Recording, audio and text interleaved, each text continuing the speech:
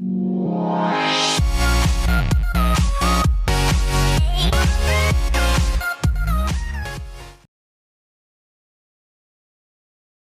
हमारा पिछला वीडियो था उसके अंदर हमने पढ़ा था 11वीं प्रश्नावली के अंदर जो प्रमेय थी वो, तो अंतिम जो उसके अंदर प्रमेय मैंने समझाई थी वो पाइथागोरस प्रमेय और समरूप क्षेत्रफलों से संबंधित जो प्रमेय थी वो बताई थी। ठीक है, आज उस पे बेस कुछ क्वेश्चन देख लेते हैं और अगली एक्सरसाइज भी देख लेंगे।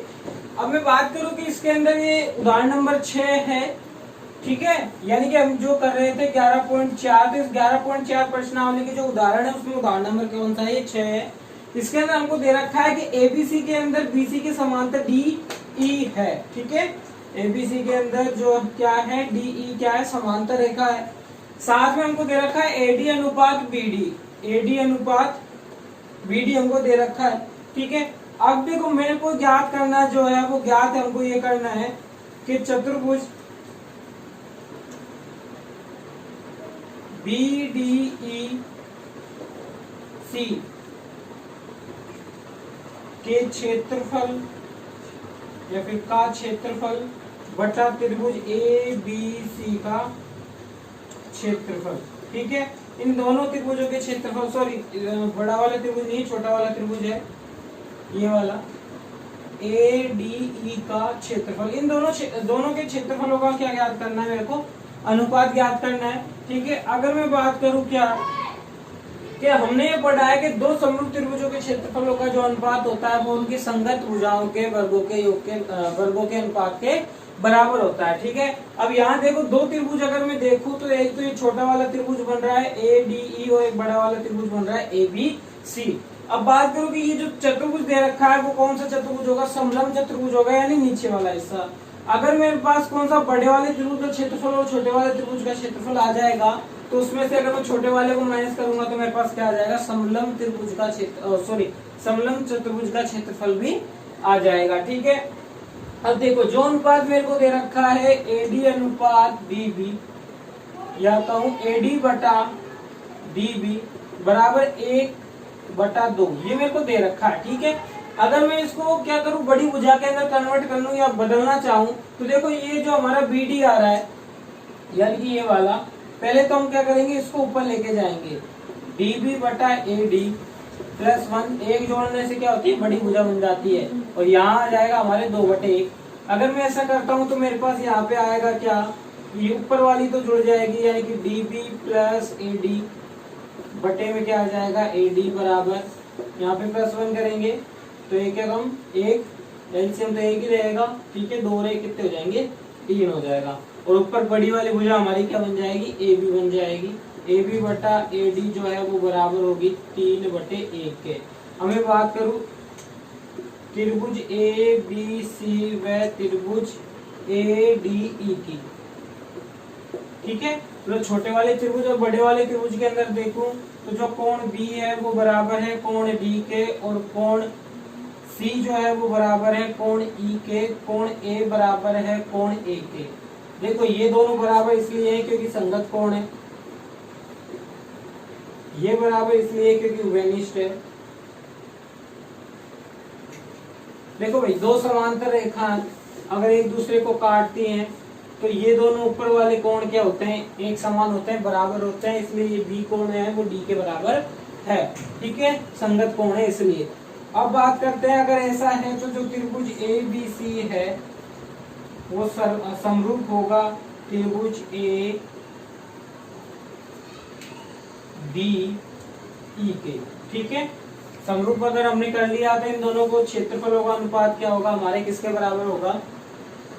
इन दोनों के क्षेत्रफलों का अनुपात किसके बराबर होगा? भुजाओं के, ये वाली जो भुजाएं निकाल रखी इनके वर्गों के अनुपात के बराबर होगा, यानी area of A B C बटा area of A D E बराबर क्या आ जाएगा? भुजाओं के अनुपात का वर्ग, यानी 3/1 का क्या हो जाएगा? होल स्क्वायर, जो कि कितना होगा? 9/1।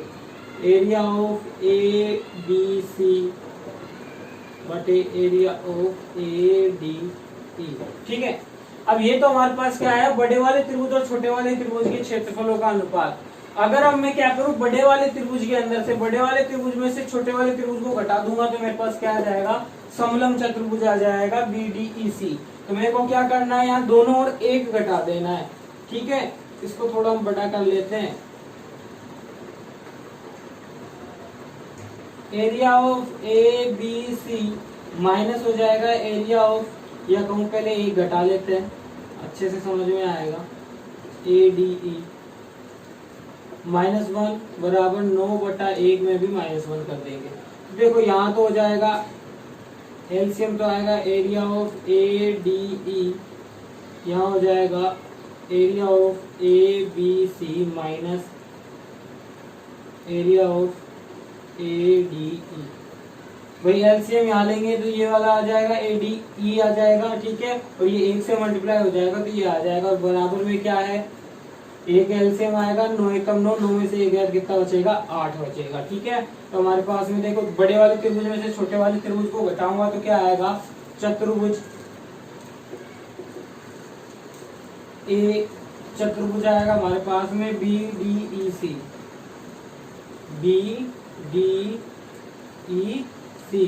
बटे में क्या आएगा, त्रिभुज ADE का क्षेत्रफल, ये भी क्षेत्रफल है, ठीक है। बराबर किसका आ जाएगा, 8/1, यानी कि क्षेत्रफलों का अनुपात होगा 8:1, ठीक है। इस तरह क्वेश्चन कंप्लीट होता है। 1-2 क्वेश्चन और देखते हैं इससे संबंधित। चलो देखो अब एक सवाल और समझ लेते हैं पाइथागोरस प्रमेय से रिलेटेड क्वेश्चन में। देखो भाई, जब भी हमको जो प्रूफ करना है उसके अंदर क्या सभी भुजाओं का स्क्वायर हो रहा हो, क्या हो रहा हो, सभी भुजाओं का स्क्वायर हो रहा हो, यानी कि उस क्वेश्चन के अंदर हमको केवल और केवल क्या लगानी है, पाइथागोरस प्रमेय लगानी है, ठीक है। यानी कि जिस भी क्वेश्चन के अंदर हमको जो प्रूफ करना है उसके अंदर सभी भुजाओं का क्या हो रहा हो, वर्ग हो रहा हो, तो उसके अंदर केवल और केवल हमको क्या लगानी है, पाइथागोरस प्रमेय लगानी है। तो इसके अंदर दिया हुआ ये है कि त्रिभुज ABC में AC का मध्य बिंदु E है और AB का मध्य बिंदु F है, ठीक है। ये दोनों क्या है, मध्य बिंदु है। मध्य बिंदु है मतलब ये भुजा इसके बराबर होगी, ये वाली भुजा इसके बराबर होगी, ठीक है। अब देखो हमको क्या करना है, उत्पत्ति की अगर मैं बात करूं तो हमको ये देखना है कि जो हमको प्रूफ करना है वो जो भुजाएं हैं वो कौन कौन से समकोण त्रिभुज के अंदर आ रही है। यहाँ पे जो 90 डिग्री का कोण है वो ये वाला दिया हुआ है। तो हम बात करते हैं सबसे पहले BE की। ये रहा B, ये रहा E, यानी कि त्रिभुज आएगा हमारा कौन सा, त्रिभुज ABE में, ठीक है। त्रिभुज ABE समकोण त्रिभुज है। कोण A बराबर कितना डिग्री है, 90 डिग्री है। तो पाइथागोरस प्रमेय में क्या लगेगी, BE का स्क्वायर बराबर आएगा हमारे पास में AB का स्क्वायर प्लस AE का स्क्वायर, ठीक है। समीकरण नंबर क्या हो गया, 1 हो गया। दूसरी भुजा आ रही है CF, ये रहा C, ये रहा F। तो त्रिभुज हमारे पास कौन सा आ जाएगा, त्रिभुज ACF में कोण A बराबर कितना डिग्री, 90 डिग्री। तो पाइथागोरस प्रमेय से हमारे पास क्या आएगा, CF का स्क्वायर बराबर किसके आ जाएगा, AC का स्क्वायर प्लस AF का स्क्वायर। समीकरण नंबर 2। तीसरी भुजा अगर हम देखें तो हमारी BC आ रही है, यानी त्रिभुज ABC का क्या होगा, स्क्वायर। BC का स्क्वायर यानी कि ABC का ही क्या लगेगा, फॉर्मूला लगेगा। तो त्रिभुज ABC में कोण A बराबर अगर 90 डिग्री है तो हमारे पास में आ जाएगा BC स्क्वायर बराबर AB स्क्वायर प्लस, देखो भाई BC स्क्वायर ये रहा, बराबर क्या आएगा, AB square plus AC square. समीकरण नंबर 3। अब ये जो 3 समीकरण हमको मिले हैं इन्हीं को हमको क्या करना है, आपस में मिक्स करना है। अगर मैं बात करूं कि इसके एक पक्ष के अंदर ये दोनों भुजाएं जुड़ रही हैं, यानी कि समीकरण 1 और 2 को जोड़ दूं तो मेरे पास कुछ इस तरह से जुड़ जाएंगी संख्याएं। चलो जोड़ो, समीकरण 1 व 2 को जोड़ने पर अगर मैं जोड़ता हूं तो मेरे पास आता है BE का स्क्वायर प्लस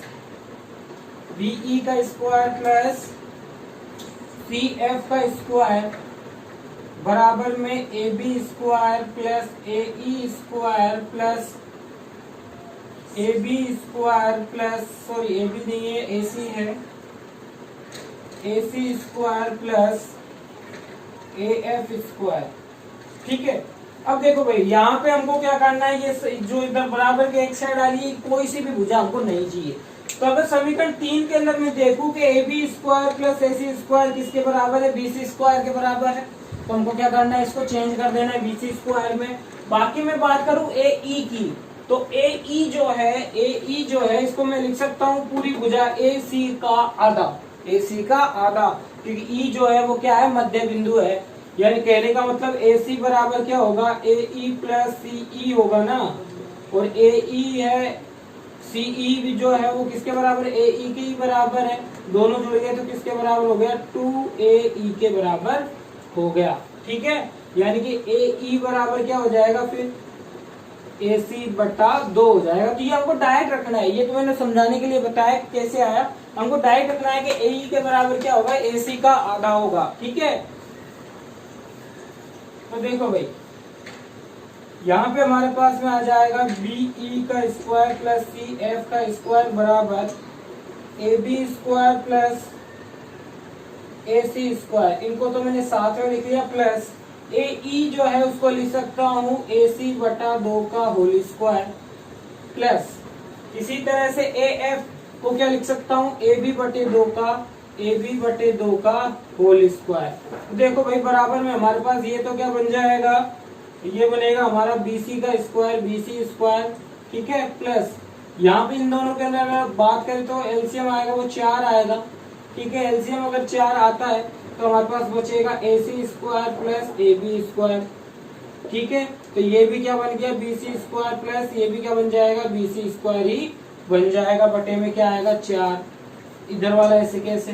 ठीक है, लास्ट लाइन देखो 4 अगर एलसीएम लेता हूं मैं तो 4 B C square plus 1 B C square कितना हो जाएगा, 5 बी सी स्क्वायर हो जाएगा, 4 बटे में रहेगा, और यहाँ पे ये ऐसे कैसे आ जाएगा, बी का स्क्वायर प्लस सी एफ का स्क्वायर। 4 का पक्षांतर करूंगा तो ये क्या आ जाएगा, यहाँ गुणा में आ जाएगा, जगह कम है इसलिए मैं यहीं पे गुणा में लगा देता हूँ और यहाँ से हटा देता हूँ। यही हमको क्या करना है, प्रूफ करना है, सिद्ध करना है। ठीक है, तो देखो इस तरह से हमको क्या करना है, कम से कम इतना तो हमको सवाल को कर ही लेना है कि जो भुजाएं हमें सिद्ध करनी है, जिन सब का वर्ग हो रहा है, उनको क्या करना है, तो देखना है कि कौन से समकोण त्रिभुज में है, और वही पाइथागोरस पर में लगा के उसको क्या करना है, समीकरण नाम दे देना है, और बाद में अगर तुम हल कर सको, जैसा हमको प्रूव करना है, तो वैसे तुम आगे कर सकते हो। क्योंकि देखो इसके जो क्वेश्चन है वो क्या है, बहुत कम है अपनी बुक के अंदर, लेकिन बाहर से भी आ सकता है। ठीक है, और जो किताब के अंदर एग्जाम्पल दे रखे उसमें से भी आ सकता है। तो उसी टाइप का एक सवाल था जिसके अंदर मैंने लगभग जितने भी हमारे पाइथागोरस पर रिलेटेड क्वेश्चन है उसको सभी को इसी तरह से करना है। जो प्रूफ करना है वो देखना है कौन सी भुजा के अंदर आ रहा है उसके अंदर समकोण त्रिभुज लेके, वो वाला समकोण त्रिभुज लेके क्या करना है, हमको पाइथागोरस पर में लगानी है, उनको जोड़ना घटाना किस हिसाब से जिसे हमको प्रूफ करना है, वैसे ही हमको उनको जोड़ना और घटाना है। ठीक है, अब प्रश्नावली 12 देखते हैं। चलो अब देखते हैं प्रश्नावली 12। प्रश्नावली 12 का जो नाम है वो है वर्त।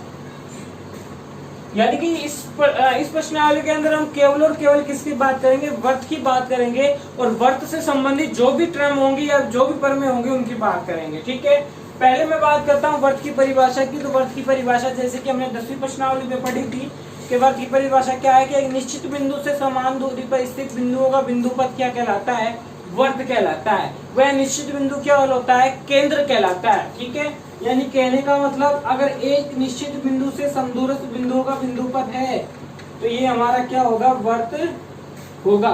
ठीक है, ये क्या है हमारा वर्त है। इसको 3 भागों में मैं बांट सकता हूँ, एक अंदर वाला, एक बाहर वाला, और एक ये वर्त के ऊपर। ठीक है, 3 हिस्से हो गए। मैं बात करता हूँ वर्त के अंदर और कौन कौन सी परिभाषाएं आती हैं। तो इसके अंदर सबसे पहले तो क्या आती है, त्रिज्या। त्रिज्या को जो परिभाषा है वो क्या होती है, केंद्र से परिधि की दूरी क्या कहलाती है हमारी, केंद्र से परिधि की दूरी त्रिज्या कहलाती है। ठीक है, कहे वर्त को 2 हिस्सों में बांटने वाली रेखा क्या कहलाती है, जीवा कहलाती है। यही है ना, वर्त को 2 हिस्सों में चाहे कैसे हिस्सों उनको बांटने वाली रेखा क्या कहलाएगी, जीवा कहलाएगी। वर्त को 2 बराबर भागों में बांटने वाली रेखा को हम क्या कहते हैं, व्यास कहते हैं।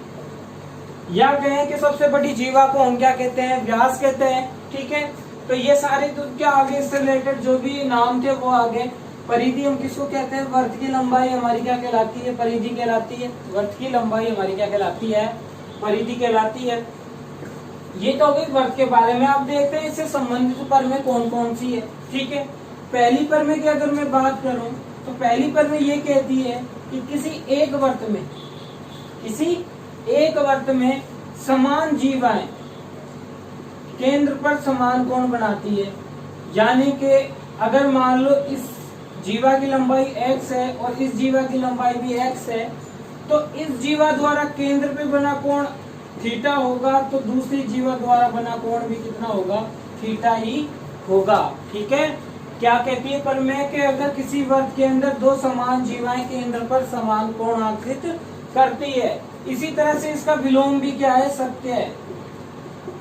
विलोम ये कहता है कि अगर किसी वर्त में दो जीवाएं केंद्र पर समान कोण बनाती है तो दोनों जीवाएं क्या होंगी? आपस में बराबर होगी। ठीक है, दूसरी परमेय की अगर मैं बात करूं तो दूसरी परमेय ये कहती है कि किसी वर्त में दो जीवाएं समान हो, किसी वर्त में दो जीवाएं समान हो तो वह केंद्र से क्या होती है? समान दूरी पर स्थित होती है। यानी कि अगर ये x दूरी पे है तो ये भी x दूरी पे होगी। कब? जब ये अगर जीवा की लंबाई y है तो इस जीवा की लंबाई भी कितनी होगी? y होगी तब। ठीक है, यानी समान जीवाएं केंद्र से हमेशा क्या होती है? समदूरस्थ समान दूरी पर स्थित होती है। बात करें इसके विलोम की तो इसका विलोम क्या कहता है कि यदि किसी वर्त में दो जीवाएं समान दूरी पर स्थित है तो वह दोनों जीवाएं एक दूसरे के क्या होंगी? बराबर होंगी। बात करते हैं तीसरी परमेय की, तो तीसरी परमेय ये कहती है कि किसी वर्त में किसी जीवा पर केंद्र से डाला गया लंब, किसी वर्त में किसी जीवा पर केंद्र से डाला गया लंब त्रिज्या को, जीवा को क्या करता है? समद्वि भाजित करता है, समान दो भागों में बांटता है। जैसे कि ये मैंने बांटा हुआ है, अगर केंद्र से मैं इस पे क्या डाल रहा हूँ? लंब डाल रहा हूँ, तो ये वाला हिस्सा इस वाले हिस्से के क्या होगा? बराबर होगा। जो जीवा होगी वो क्या हो जाएगी? दो बराबर भागों में बढ़ जाएगी। बात करें इसके विलोम की, ठीक है, बात करें इसके विलोम की तो इसका विलोम ये कहता है कि किसी वर्त में जीवा के मध्य बिंदु को केंद्र से मिलाने पर वह जीवा पर क्या होता है? लंब होता है। यानी कि अगर ये जीवा इसका मध्य बिंदु है, अगर मैं इसको केंद्र से मिला दूं तो ये हमारी क्या होगी? जीवा पर लंब होगी। ठीक है, तो इस तरह से कितनी परमेय हो गई? 6 परमेय हो गई। अब बात करता हूँ कोणों से संबंधित परमेय की। ये तो सारी की सारी किससे संबंधित थी? जीवाओं से संबंधित थी। ठीक है, अब मैं बात करूं कि कोणों से संबंधित परमेय, तो कोणों से संबंधित परमेय ये कहती है कि किसी वर्त में बना चक्रीय चतुर्भुज, ये हमारा क्या है? चक्रीय चतुर्भुज है। ठीक है, किसी वर्त में बने चक्रीय चतुर्भुज के सम्मुख कोण संपूरक होते हैं। अगर ये x है, ये y है, तो x प्लस y बराबर कितना होगा? 180 डिग्री होगा।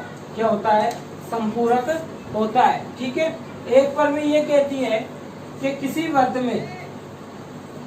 वर्त में बने चक्रीय चतुर्भुज की एक भुजा बढ़ाने पर, मान लो ये भुजा मैंने बढ़ा दी, एक भुजा बढ़ाने पर बना बहिष्कोण अंतः कोण के बराबर होता है। या इसका मतलब ये है कि अगर ये x है तो ये बाहर वाला कोण भी कितने का होगा?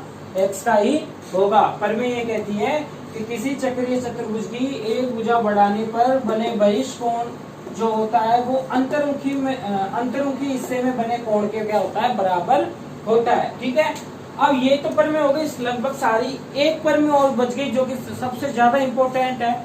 उसका क्या होता है? जो उसका प्रूफ है वो भी कई बार आ सकता है क्वेश्चन के अंदर। तो वो ये कहती है परमेय कि किसी वर्त में जीवा द्वारा या कहें चाप द्वारा, एक ही बात है, जीवा द्वारा या चाप द्वारा वर्तखंड में बना कोण केंद्र पे बने कोण का आधा होता है। कहने का मतलब ये है कि अगर मैं इस जीवा मानू ये वाली ए बी, तो एक तो ये बना रही है किसमें? वर्तखंड में कोण x बना रही है। ठीक है, ये किसका आधा होगा? केंद्र पर बने कोण का आधा होगा। यानी कि अगर ये 2x है केंद्र पे बनने वाला कोण, तो शेष वर्त में बना कोण क्या होगा हमारा x होगा। ठीक है, ये हमारी प्रमेय कहती है। साथ में अगर हम देखें कि अगर बात करूं अर्धवर्त की, तो अर्धवर्त एक तरह से क्या है, जीवा द्वारा कटा हुआ भाग है हमारा अर्धवर्त। ठीक है, तो अर्धवर्त के अंदर अगर देखो कि इस जीवा द्वारा केंद्र पर कितने डिग्री का कोण बनेगा, तो 180 डिग्री का। ठीक है, अगर वृत्तखंड के अंदर ये कोण बनाएगा तो 180 का आधा कितने डिग्री का होगा, 90 डिग्री का होगा। यानी कि अर्धवर्त में बना प्रत्येक कोण कितने डिग्री का होता है, 90 डिग्री का होता है। इस तरह से ये जितने भी प्रमेय मैंने बताई ये सारी की सारी क्या है, इंपॉर्टेंट है। इनकी जो प्रूफ है वो भी क्या है, बहुत सरल है। बस हमको ये करना है कि दो त्रिभुज बनाने हैं, कोई सा भी ले लो, कोई सी भी वो ले लो, और उन त्रिभुजों को सर्वांशम कर देना है बस। ठीक है, अब बात करता हूँ इनसे रिलेटेड क्वेश्चनों की। देखो हम 12.2 का तीसरा क्वेश्चन देख रहे हैं। इस क्वेश्चन में हमको दे रखा है कि दो जीवाएं ए बी और सी डी, ए बी तो कितनी 6 सेंटीमीटर की है और सी डी 12 सेंटीमीटर की है। ये दोनों केंद्र के एक ही ओर स्थित है, दोनों के बीच की दूरी कितनी दे रखी है, 3 सेंटीमीटर दे रखी है। ठीक है, और इसमें पूछ रहा है कि वृत्त की त्रिज्या कितनी है, वृत्त की त्रिज्या कितनी है। मैंने माना कि क्या है, r है वृत्त की त्रिज्या। ठीक है, अब मैं बात करता हूँ क्वेश्चन की। तो देखो इस क्वेश्चन के अंदर हमको प्रमेय जो है, प्रमेय जो कहती है, प्रमेय क्या कहती है भाई, जीवा पर डाला गया लंब उसे दो समान भागों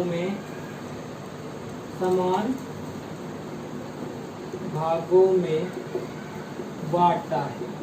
ठीक है भाई, यानी कि अगर मैं कहूं कि त्रिभुज की त्रिभुजों की अगर मैं बात करूं, तो हमारे पास में एक तो त्रिभुज बनेगा ए डी, इनको नाम दे लेते हैं पी, इसको नाम दे लेता हूं मैं क्यू। ठीक है, तो बात करें कि अतः डीपी जो है वो कितनी होगी, 12 की आधी यानी 12/2 यानी कि 6 सेंटीमीटर की। बात करूं किसकी, ए क्यू की, तो ए क्यू 6/2, 6 की आधी होगी 3 सेंटीमीटर की। ठीक है, पी क्यू जो है वो कितनी है, 3 सेंटीमीटर हमको दे रखी है। ठीक है, अब बात करते हैं त्रिभुज लेते हैं, अगर हम त्रिभुज डी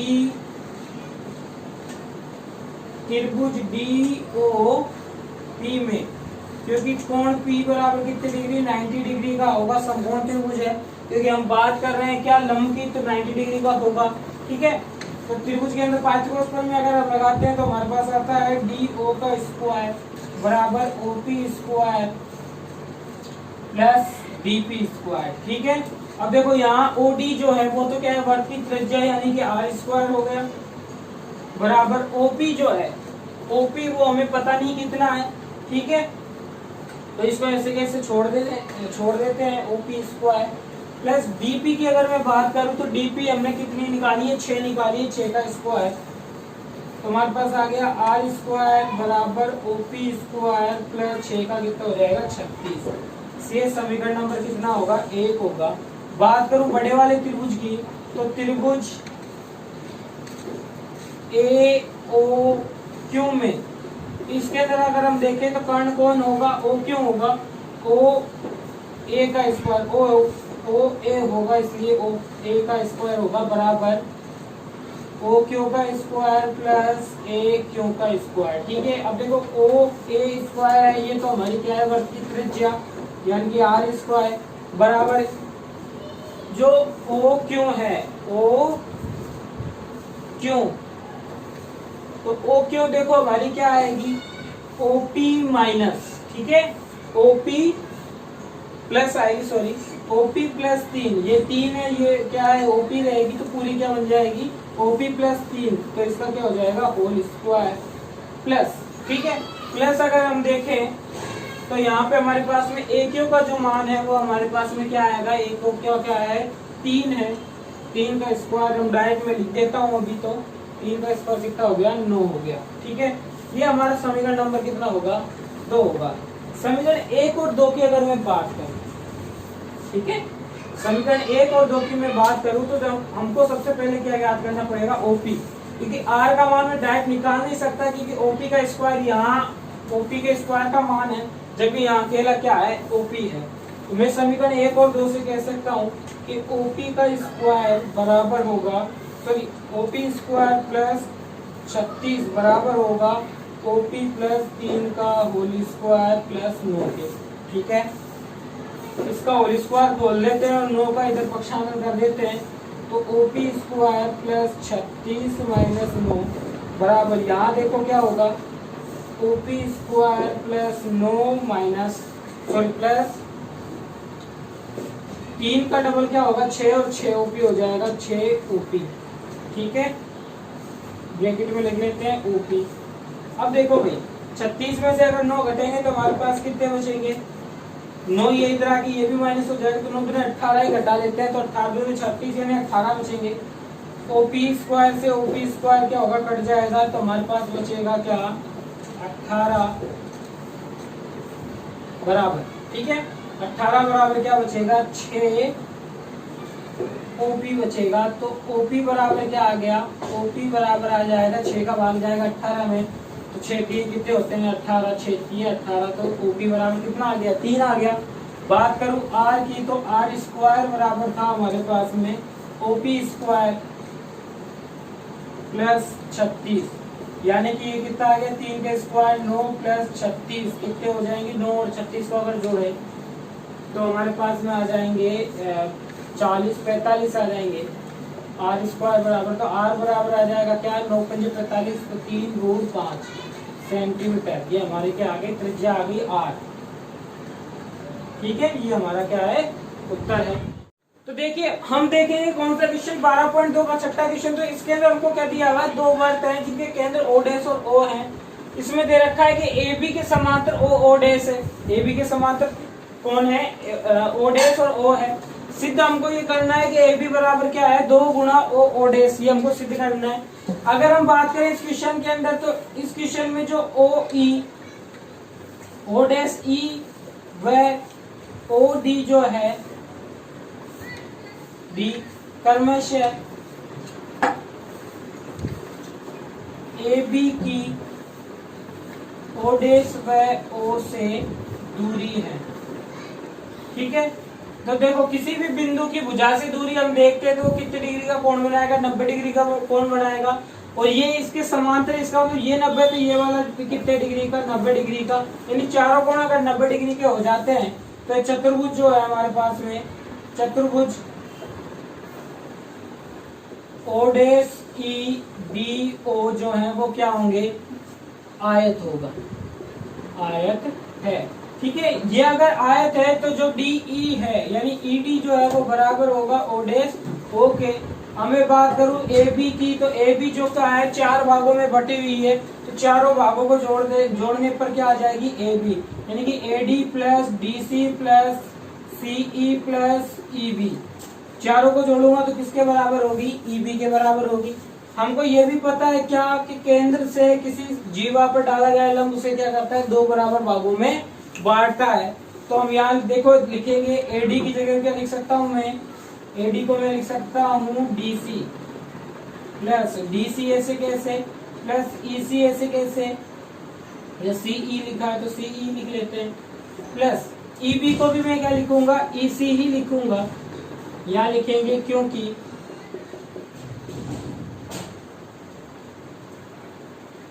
केंद्र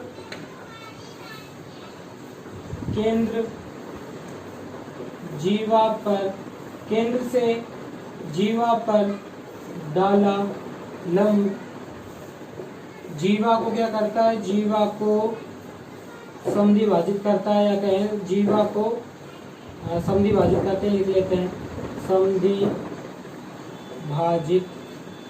करता है। ठीक है, इसलिए ये वाला हिस्सा किसके बराबर है, AD जो है वो तो बराबर है किसके DC के, और EB जो है EB है वो बराबर है CE के। ठीक है, ये अगर हमारा इतना हो जाता है तो देखो ये हमारे पास आ गया 2DC प्लस CE, ये भी 2 हो जाएगा, दोनों में से 2 कॉमन आ रहा है DC प्लस CE। अब देखेंगे 2, इन दोनों को जोड़ेंगे तो हमारे पास पूरी क्या बन जाएगी ED बन जाएगी, और जो दो ईडी जो है वो किसके बराबर है, ईडी जो है किसके बराबर है, ओ डेस के बराबर है, या एक डेस कम है भाई, पहले बोल दिया तो देख लेना एक बार, ठीक है। यानी कि यही हमको क्या करना है, प्रूफ करना है। कारण यहाँ लिख देंगे, ईडी जो है वो बराबर है ओ डेस ओ के आयत की भुजा, आयत की समान भुजा, ठीक है। तो इस तरह से क्वेश्चन क्या हो गया, कंप्लीट हो गया। तो देखिए अब जो हमारी प्रश्नावली थी कौन सी, 12.2, इसका 9वां और 10वां दो क्वेश्चन है, 9वां और 10वां दोनों क्वेश्चन हम देख लेते हैं। बात करूं 9वें क्वेश्चन की, तो इसके अंदर दिया हुआ है कि एक चतुर्भुज एबीसीडी के शीर्ष वृत्त पर इस प्रकार स्थित है कि AB बराबर CD है, तो सिद्ध करना है अपन को AC बराबर क्या है, BD है। तो पहले चित्र बना लेते हैं, चित्र से अच्छा समझ में आएगा। मैं मान लेता हूं ये हमारा चतुर्भुज हो गया, नाम हो गया A B C और D, ठीक है। दिया हुआ क्या है इसके अंदर कि AB बराबर क्या है, CD, AB CD के बराबर है, ठीक है। सिद्ध करना है AC के बराबर कौन है, BD है, ये वाली भुजा, ठीक है। ये सिद्ध करना है। तो देखो अगर हम ध्यान से देखें इसके अंदर कि AB के अंदर अगर मैं क्या जोड़ दूं, इस AB चाप के अंदर अगर CD जोड़ दूं, सॉरी BC जोड़ दूं, तो पूरा AC बन जाएगा। और अगर मैं क्या करूं, इस CD के अंदर यानी CD चाप के अंदर अगर BC जोड़ दूं, तो ये पूरा के पूरा क्या बन जाएगा, BD बन जाएगा, ठीक है। यानी कि अगर जीवा बराबर, ठीक है, अगर जीवा बराबर तो चाप भी क्या होंगे, चाप AB जो है वो बराबर होगा चाप CD के, ठीक है, बराबर होगा। दोनों और क्या जोड़ना है हमको, BC चाप जोड़ना है। BC चाप जोड़ने पर तो हमारे पास में आ जाएगा AB प्लस BC, दोनों के दोनों चाप है, बराबर में CD चाप प्लस BC। तो देखो भाई AB के अंदर AB चाप में अगर BC जोड़ूंगा तो पूरा क्या बन गया, AC बन गया, बराबर होगा CD और BC। CD के अंदर BC जोड़ूंगा तो पूरा बन जाएगा BD, ये भी चाप हो गया। अब जब चाप बराबर है तो जीवा भी क्या होंगी, बराबर होंगी, यानी AC बराबर क्या आ गया, BD आ गया, ठीक है। तो छोटा सा क्वेश्चन का प्रूफ हो गया। अब मैं बात करता हूँ 10वें क्वेश्चन की। तो देखो 10वें क्वेश्चन में हमको दिया हुआ है कि यदि एक वर्ग के दो समान जीवा हैं, एक दूसरे को प्रतिच्छेद करें, तो सिद्ध कीजिए कि एक जीवा के क्रमित भाग क्रमशः दूसरी जीवा के संगत भागों के बराबर है। कहने का मतलब ये है कि यहाँ अगर मैं एक वृत्त लूं, ये वाला, दोनों एक दूसरे को प्रतिच्छेद करते हैं और बराबर भी है। इसका नाम मैं दे लेता हूं AB और दूसरी को नाम दे लेता हूं CD, ठीक है। यानी कि चित्र में या आकृति के अंदर AB बराबर क्या है, CD दे रखा है, ये तो हमें दिया है। दोनों जीवा क्या है, आपस में बराबर है, सिद्ध करना है।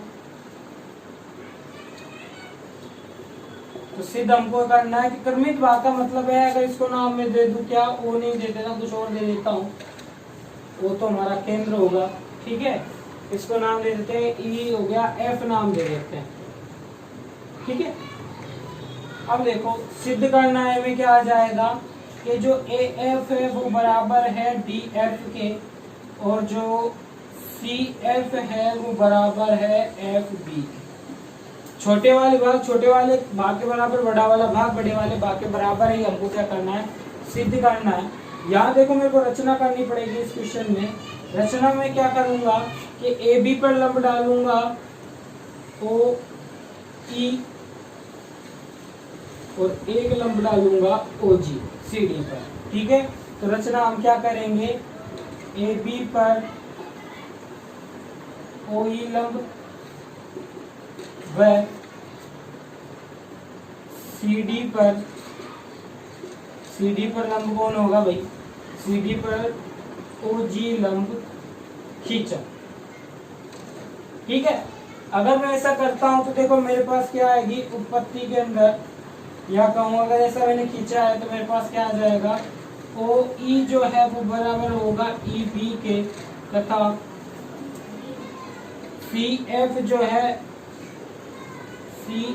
है वो बराबर किसके हो जाएगा, AF के बराबर हो जाएगा। ठीक है, एक मैंने कहा नाम गलत नहीं दिया, CF जो है वो किसके हो गया, CG होगा, CG बराबर होगा किसके, GD के बराबर होगा। ठीक है, तो ये रचना आ गई। बात करें उत्पत्ति की,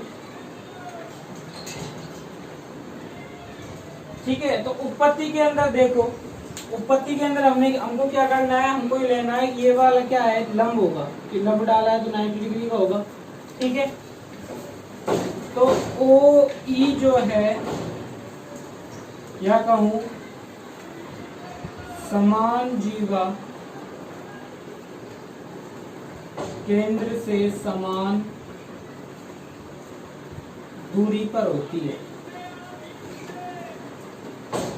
अगर समान दूरी पे होती है तो हमारे पास में EO जो है वो बराबर होगा OG के। ठीक है, यानी कि त्रिभुज छोटे वाला अगर मैं लूं, EO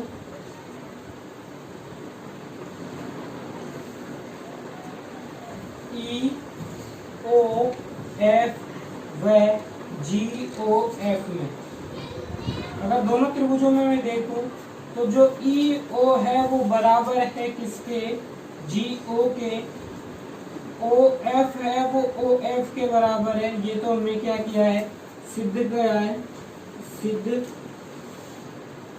करा।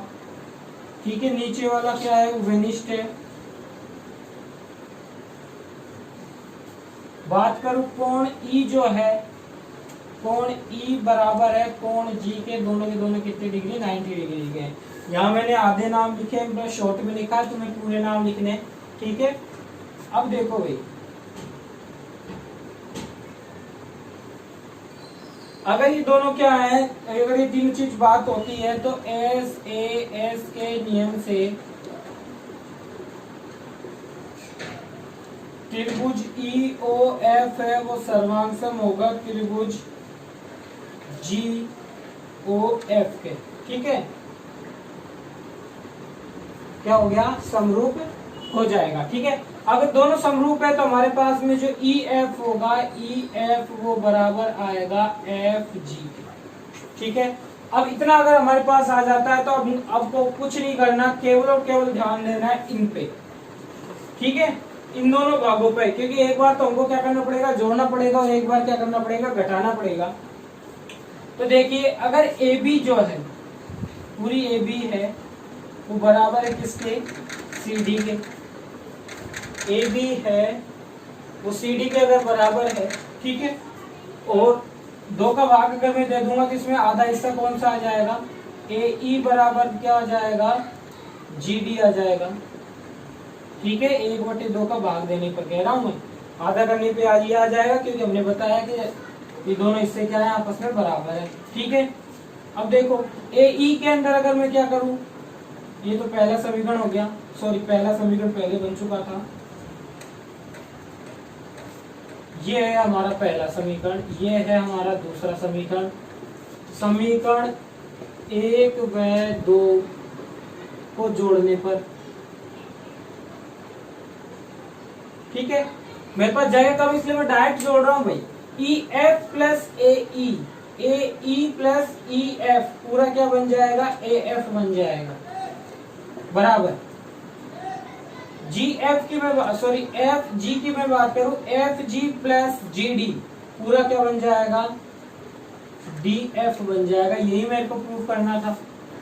पहला भाग कहाँ गया, ये वाला, AF बराबर आ गया DF के।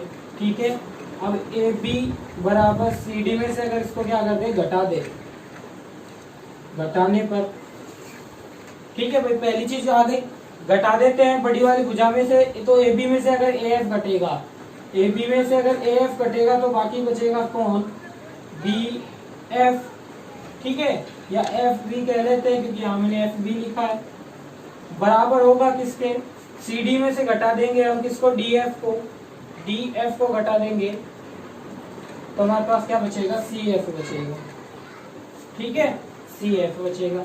तो इस तरह से हमारे पास पहली स्थिति और दूसरी स्थिति से ये प्रूफ होता है कि क्रमित भाग क्या है हमारे पास में बराबर है। अब एक और क्वेश्चन देखते हैं। देखिए अब प्रश्नावली देखते हैं 12.3 का जो दूसरा क्वेश्चन है उसके अंदर हमको दे रखा है कि OA ये C है, ये B है। ठीक है, तो हमको ये दे रखा है कि ये वाला जो कोण है वो 45 डिग्री है। हमको सिद्ध करना है कि जो AO है वो OC पे लंब है, हमको प्रूफ करना है। तो देखो भाई ये 45 डिग्री का है, यानी कि एक ही जीवा द्वारा बना कोण, एक ही जीवा द्वारा बना वर्तखंड में कोण किसका आधा होता है, केंद्र पे बनने वाले कोण का आधा होता है। ये O हमारा क्या है, केंद्र है। तो ये वाला कितने डिग्री का, 90 डिग्री का आ जाएगा, और ये 90 डिग्री का, यानी कि AO है वो लंब किस पे है, OC पे लंब हो जाएगा। तो ये प्रूफ हो गया। तो देखिए तीसरा क्वेश्चन जो है इसके अंदर दे रखा है कि ABC का परिकेंद्र O है। ये त्रिभुज हो गया ABC, इसका परिकेंद्र O है, यानी कि इसके तीनों शीर्षों को मिलाते हुए एक वृत्त खींचा जाएगा जिसका केंद्र कौन होगा, O होगा। और BC का मध्य बिंदु कौन है, BC का मध्य बिंदु D है। ये D हो गया। अब हमको ये बताना है कि BOD यानी कि ये वाला कोण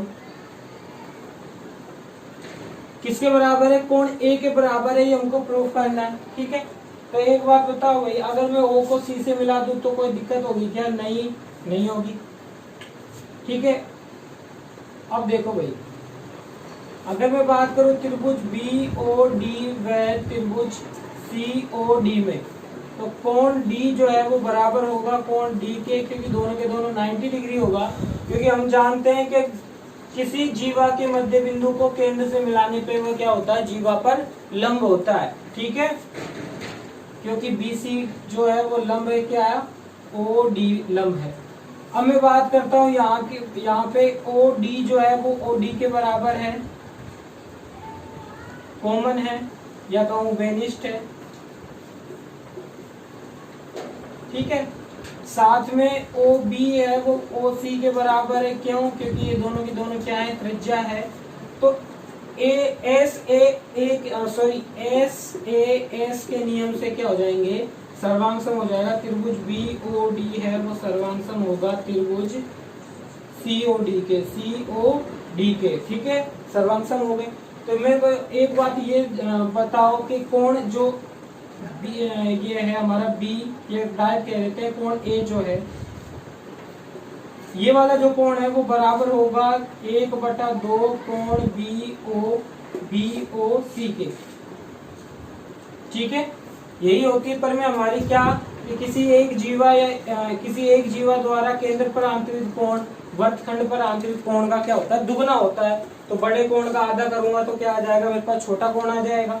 ठीक है, 1/2 BOC जो है, BOC वो क्या होगा, दो भागों में बट रहा है, कोण BOD प्लस कोण DOC में।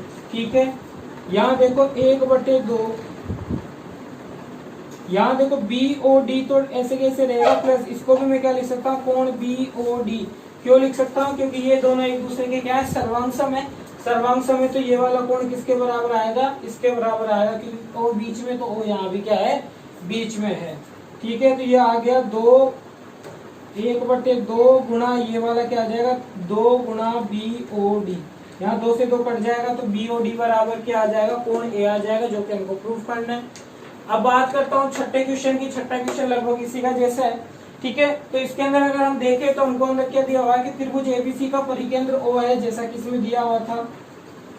तो हमको ये नीचे वाली लाइन है वो क्या करनी है, प्रूफ करनी है। तो इसके लिए मैं ये वाला पूरा हिस्सा मिटा देता हूँ।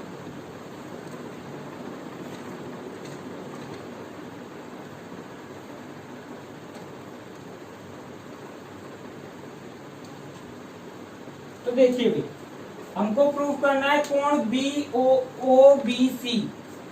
OBC, ये वाला जो कोण है BAC, और ये वाला जो कोण है, मतलब ये वाला कोण और ये वाला कोण दोनों का योग कितने डिग्री, 90 डिग्री है। ये हमको प्रूव करना है, ठीक है। ये हमको क्या करना है, प्रूव करना है। तो देखो त्रिभुज BOC की अगर मैं बात करूं तो कोण B प्लस कोण C प्लस कोण O दोनों के तीनों कितने डिग्री के होंगे, 180 डिग्री के होंगे, ठीक है ना। अगर 180 डिग्री के आ गए तो देखो यहाँ पे कोण B और C की अगर मैं बात करूं तो ये दोनों एक दूसरे के बराबर है, यानी कि कोण B प्लस कोण C को भी क्या लिखूंगा, B लिखूंगा, प्लस कोण O जो है, ठीक है, कोण O है वो किसका दुगना होगा, ऊपर वाले कोण का, यानी कि ये होगा 2 इंटू कोण A, ठीक है। ये इसको पूरा नाम लिख दो BAC बराबर कितना डिग्री, 180। कोण B प्लस B कितना हो गया, 2B प्लस 2 कोण BAC बराबर कितना, 180 डिग्री, ठीक है।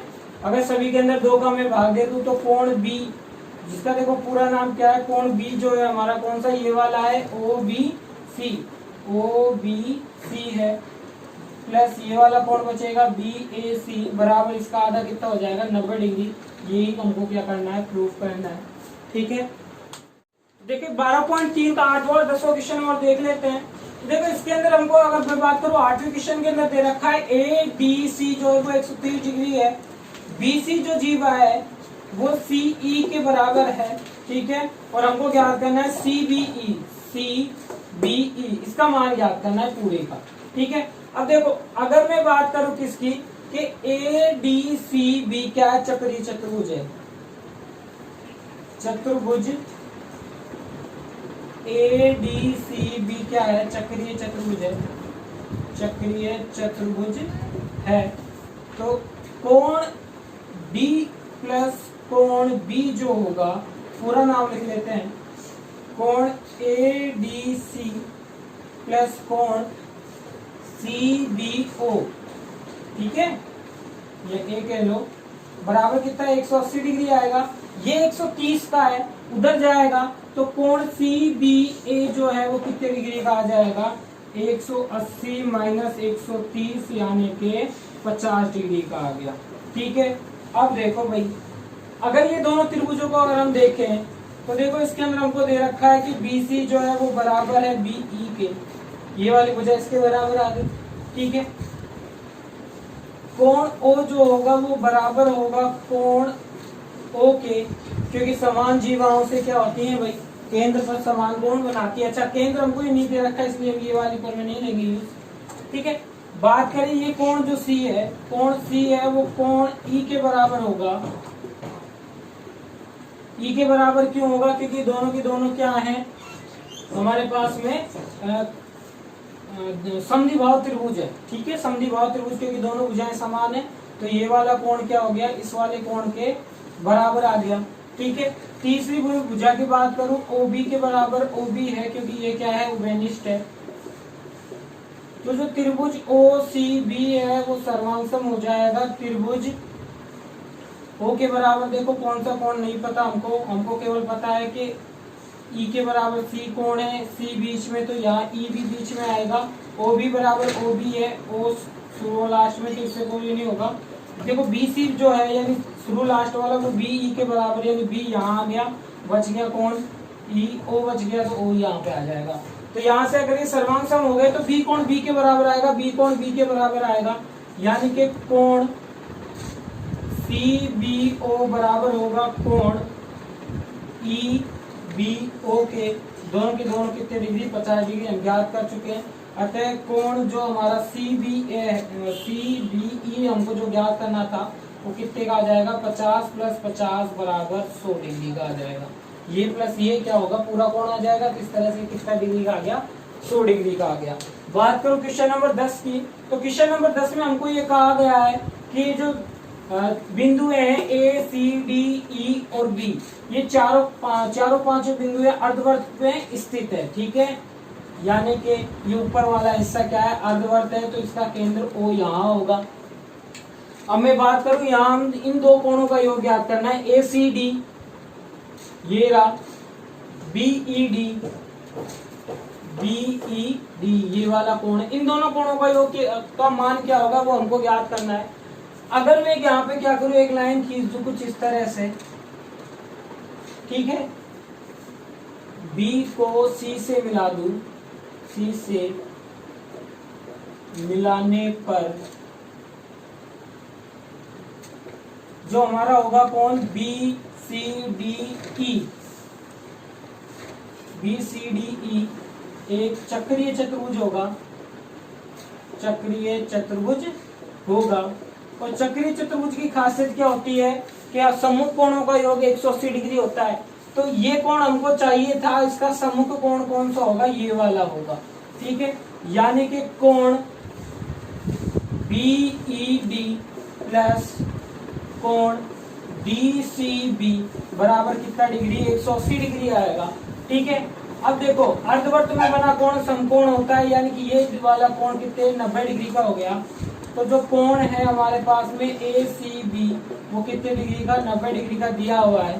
समीकरण 1 और 2 को अगर मैं जोड़ दूं, यानी कोण BED प्लस कोण DCB प्लस कोण ACB बराबर 90 और 180 जोड़ेंगे तो 270 हो जाएंगे।